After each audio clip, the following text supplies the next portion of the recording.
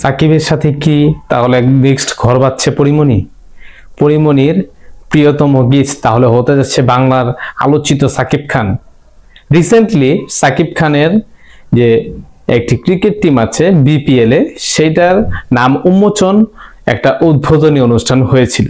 সেইখানে পরিমণি সহ সারা দেশের বিভিন্ন নায়িকারা ওইখানে গিয়েছিলেন এবং যখন সমস্ত নায়িকাদের সাথে তার ছবি দেখাচ্ছিল তখন সাকিব খানকে দেখা যাচ্ছিল এক রূপে, এবং পরিমণি যখন তার সাথে দেখা করতে গেলেন তখন তার সাথে একবারেই অন্তরঙ্গভাবে একটি আলাদা রুমে দেখা করলেন এবং তাকে বুকে জড়িয়ে ধরলেন।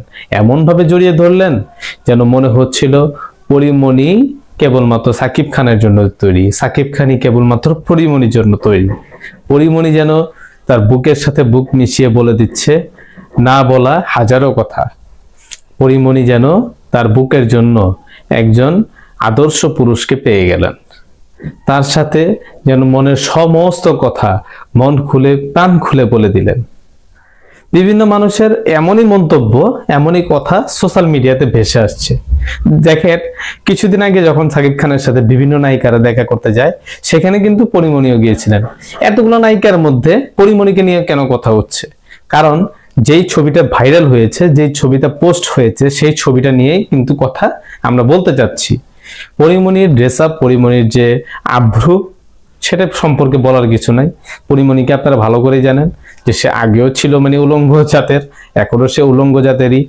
আগেও সে সবকিছু দেখাই কাপড় পরা মানে পছন্দ করতো, এখনো সে সবকিছু দেখায় কাপড় পরা পছন্দ করে। তার এক জামাইতে হয় না, এই জন্য 6-6টা জামাই চেঞ্জ করছে। তো এখন আরেকটা জামাই তল্লাশিতে আছে, কারণ রাজ তো তাকে ছেড়ে দিছে। এবার তো বলতে পারবে না যে সে রাজকে ছেড়ে দিছে। এর আগে কত তামিম হ্যান ত্যান ভুগি ঝুঁকি কত মানুষের ছেড়ে দিল, কিন্তু এখন তো রাস্তাকে ছেড়ে দিছে। কিন্তু যখন রাস্তাকে ছাড়লো, তার রাজ্যের জন্য তো একটা বাবার প্রয়োজন।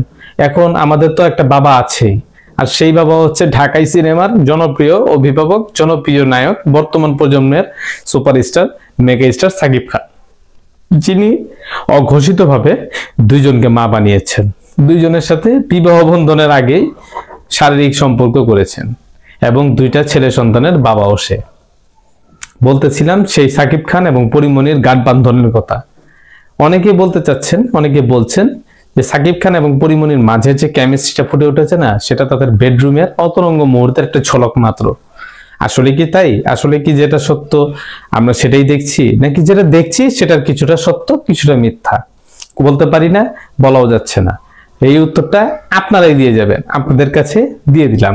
বিদায় নিচ্ছি, আমি ফাহিম আছি আপনাদের সাথে। এখানে ভিডিওটা শেষ করলাম। আসসালামু আলাইকুম।